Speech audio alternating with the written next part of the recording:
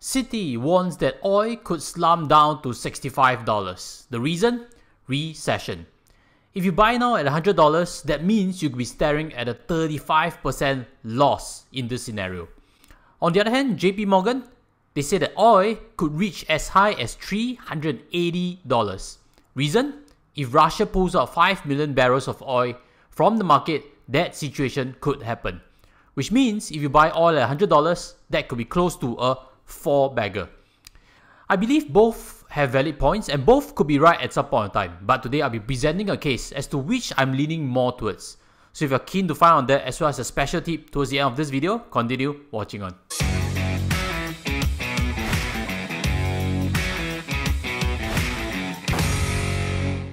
Hi guys, welcome back. Let's discuss on the bear scenario first. That is actually presented by Citi.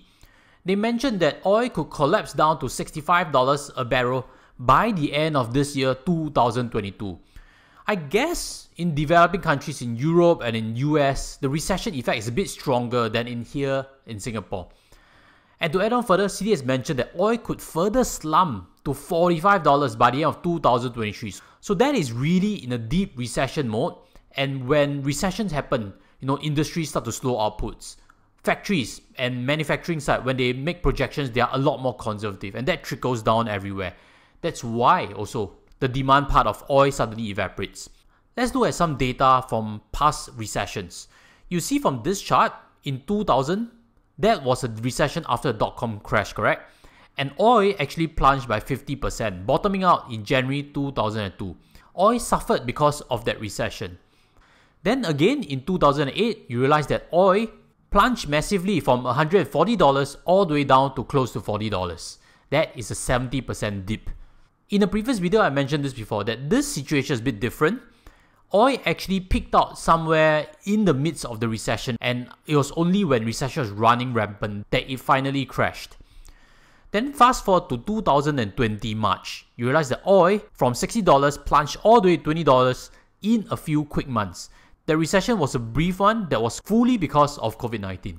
So it is true that with every recession, demand shrinks, and when demand shrinks, oil prices tend to fall. Later I'll explain a bit more. But just to elaborate further, Citi's analyst has mentioned that oil prices tend to fall in recessions to roughly the marginal cost. If you check around the concept of marginal cost, you realize that different producers have different marginal costs. Especially for older wells, the break-even cost tends to drop quite a bit more already. And that's why there's a lot of reluctance to do big investments, because when you do a new investment, you're actually buying and drilling new wells, and the break-even could be $60 plus dollars. Older wells can be doing $30, $40.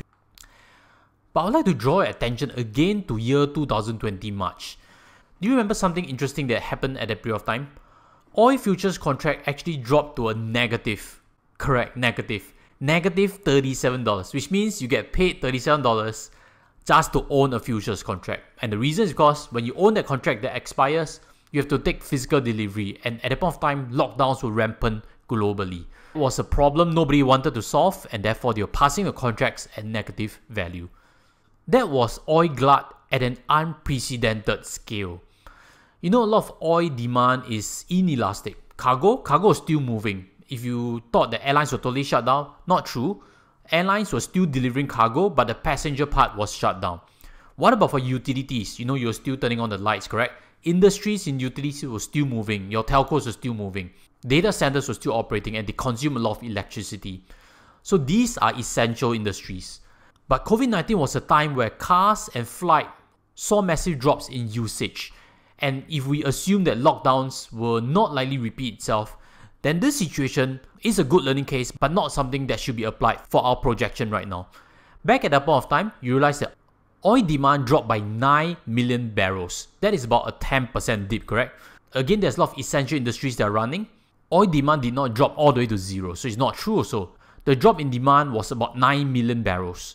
But what happened to the production? The production had to cut, correct? If not, there'll be an oil glut. But cutting production is not just a simple switch of a button. There needs to be certain consensus in OPEC.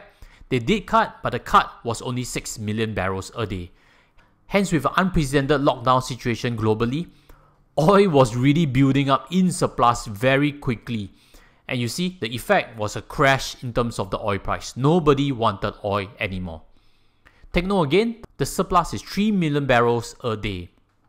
But this case presented by Citi is regarding recession, probably a deep recession. And as we know, recessions come and eventually go. They are a temporary event, which means also that it is actually quite a logical way to profit if you were to buy oil during recessions, because economies recover and industries start to move again. The hard part is to tolerate that volatility. With that ironed out, let's move on to the bull case by JPMorgan. Before I get there, help me smash the like button and press on the subscribe, because in a subsequent episode, I'll be sharing with you my current allocations and you see how big commodities is within my portfolio. This case presented by JPMorgan is really an apocalyptic situation. It is known that the G7 is trying to do a price cap on Russian oil. They are trying to walk this fine line of best of both worlds. Still get Russian oil and yet don't let them make a lot of profits, because that will be funding them for this war, correct? So they imagine this price cap of $50 to $60 per barrel and Russia will not be able to make massive profits. But JPMorgan has flagged out that the most obvious and likely risk is that Russia is not going to cooperate and will retaliate by reducing exports of oil. Moscow can cut outputs by up to 5 million barrels without excessively hurting its economic interests. There is still supply it can sell to China as well as to India, which are number 2 and number 3 biggest consumers of oil in the world. Given the high level of stress in oil market, a 3 million barrels per day cut could mean that Brent price could go up all the way to $190. And in the worst case situation, if they do take that 5 million barrel per day cut, they could drive oil prices to a stratospheric $380 per barrel. Someone who I believe is pretty intelligent in the investment space is Chamath Palihapitiya. Let's read some of his thoughts. You realize that he mentions that Goldman Sachs sees a surplus of 300,000 barrels a day at $110 per barrel. But if Russia follows through on its threat and cuts 3 million barrels a day, the supply demand goes negative 2.7 million. In their Goldman Sachs report, which we cannot access, they also project that prices could soar to $175 to $200 per barrel. And wait for it, if a 5 million barrel cut is to happen, Goldman Sachs projects that oil would actually reach $400 per barrel. So it seems that JPMorgan is not the only one, and analysts from Goldman Sachs has also highlighted that. And let's read on a bit, because I found another interesting insight. At the moment, people across Europe are enjoying a nice warm summer, but governments across the continent are already focused on winter, which is when energy supply will be an even bigger problem. As people begin to heat their homes, they will need even more oil and gas. You know, we've been talking about Russia potentially weaponizing oil as a way to retaliate. And what better time to retaliate than the second half of 2022, when the Northern Hemisphere is in winter season, and that particularly impacts Europe. So let's talk about a situation where 3 million barrels are cut off the market because Russia is willing to do a mutual sabotage. 3 million barrels off the total world's production of 90 million doesn't seem a lot. But again, 3 million excess back in March 2020 actually caused oil futures to plunge to a negative $37. Further evidence can be seen in the previous bull run for oil. That was actually driven by China. If you see, oil prices actually doubled, correct? From $70 all the way to $140. And if we were to scrutinize what is the reason, it could be explained by this, which is oil consumption in China actually climbed rapidly for the preceding 15 years. Especially from 2005 to 2008, you realize that they've actually grown their consumption by 2 million barrels a day. So if a 2 million extra consumption were to squeeze global prices to a double, a 3 million supply cut could very well deliver the same impact. The history of oil has seen many supply shocks before. If we were to look back in the 1970s, you realize that there were 2 incidents. The first was the 1973 oil crisis. That was when Saudi Arabia proclaimed an oil embargo. The result, a 300% jump in oil price. If you have followed the channel, you know I've covered before on stagflation in 1970s. And if you'd like to find out a bit more, check out the links above for a tutorial of that. Subsequently, in 1979, there was a second crisis. That was when oil was already stressed. That second oil crisis was a supply shock again from the Iranian Revolution. Oil prices again did a 3x in a few quick years. So in total, oil did a 10x in 7 years from 1973 all the way to 1980. I think we can conclude a few things. On a year-to-year basis, oil supply and demand are closely matched. It is only when there are stress situations do we see a big change in terms of the oil price. When there's a drop in demand due to recession, you quickly see a glut whereby oil prices crash.